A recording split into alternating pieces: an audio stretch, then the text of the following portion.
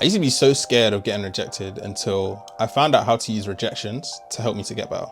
I'm no stranger to rejection at all. I had to apply to over 25 companies to get onto the apprenticeship I'm on now. And even throughout that process, over 20 of them rejected me.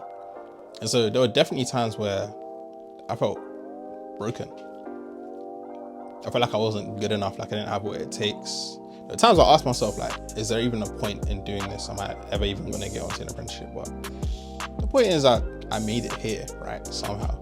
And I guess as I was going through that process, the thing that kept me going was all of the rejections I was getting were really just opportunities for me to improve on my next application. Something I've learned like over the years now with rejection is it's not a reflection of who you are, it's simply just a reflection of where you are right now. And it might not even be that, it might just be a reflection of where you've shown an employer you are right now. And so for some people, right, what a lot of us tend to do is we won't really hype up the things that we've done. We won't speak about the full extent to the way we've helped someone or the impact that we've had. Or even if you're working a job in retail, let's say, right, we won't speak about the results, maybe out of shyness or modesty, but cut that out. Because even once you get into the corporate world, and just in life in general, to be honest, no one's going to vouch for you the way that you will.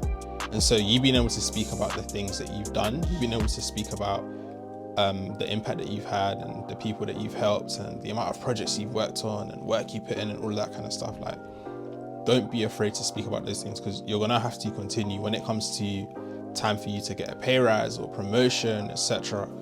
Like, this is perfect practice for that. And so the times where you're getting rejected is really just another opportunity for you to then go and speak about some of the things you've done. So you're getting more training time, you're getting more practice than everyone else who's gotten in on their first try, let's say. And so I started to realize as I was applying to different apprenticeships and that stuff, that if I got rejected, it just meant that that place wasn't the right fit for me right now. And so I needed to change something about my application or the experience or the way that I've linked it to the company, the level of research that I've done into the company, for example, right? Like, I needed to change some of those variables to make sure that my next application for the next place is even better. For those of you that have started applying to applications already, you would have seen there are patterns in the job application process. Like, a lot of companies follow the same sort of structure, even if it's just in the first phase. The questions that they ask are quite similar. And so what you can start to do is prepare some of the answers if you haven't already. And then after every application you do, look back and be like, okay, how can I tweak this to make this answer better? Or if you get some feedback from one place that you've applied to that they haven't made you successful in their application process, why was that? What was it that they specifically didn't see in your application or want you to change, or etc. If you don't get that information, then look through yourself and be like, okay, cool. How could I have linked it more to the job spec, the job description? How could I have made this, like, think about the most optimum, best application you could ever think of. The person that has 3 A stars, the person that has like all of the work experience, all of that stuff, right?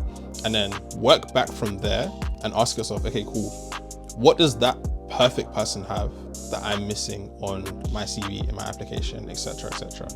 And in the questions and that stuff. And then you can start to make those kind of tweaks to get as close to there as possible. The more you do this is the better it will be. Like, it's the better your answers will be, the better your CV will be, the better you will be, and more prepared you will be to go through the job application process.